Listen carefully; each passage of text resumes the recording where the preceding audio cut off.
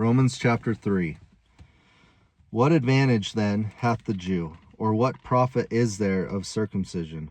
Much every way, chiefly because that unto them were committed the oracles of God. For what if some did not believe? Shall their unbelief make the faith of God without effect? God forbid. Yea, let God be true, but every man a liar, as it is written, that thou mightest be justified in thy sayings, and mightest overcome them when thou art judged. But if our unrighteousness commend the righteousness of God, what shall we say? Is God unrighteous who taketh vengeance? I speak as a man. God forbid. For then how shall God judge the world?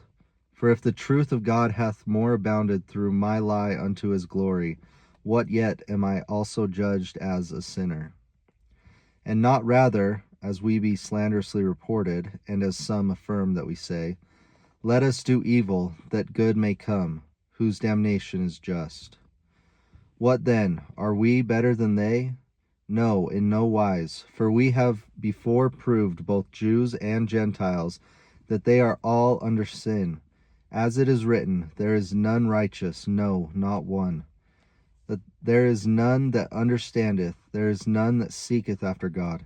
They are all gone out of the way, they are together become unprofitable. There is none that doeth good, no, not one. Their throat is an open sepulchre, with their tongues they have used deceit. The poison of asps is under their lips, whose mouth is full of cursing and bitterness. Their feet are swift to shed blood. Destruction and misery are in their ways, and the way of peace have they not known. There is no fear of God before their eyes. Now we know that what things soever the law saith, it saith to them who are under the law, that every mouth may be stopped, and all the world may become guilty before God. Therefore, by the deeds of the law, there shall no flesh be justified in his sight, for by the law is the knowledge of sin. But now the righteousness of God without the law is manifested, being witnessed by the law and the prophets, even the righteousness of God, which is by faith of Jesus Christ, unto all and upon all them that believe, for there is no difference. For all have sinned and come short of the glory of God, being justified freely by his grace through the redemption that is in Christ Jesus, whom God hath set forth to be a propitiation through faith in his blood, to declare his righteousness for the remission of sins that are past, through the forbearance of God. To declare, I say, at this time his righteousness, that he might be just and the justifier of him which believeth in Jesus. Where is boasting then? It is excluded.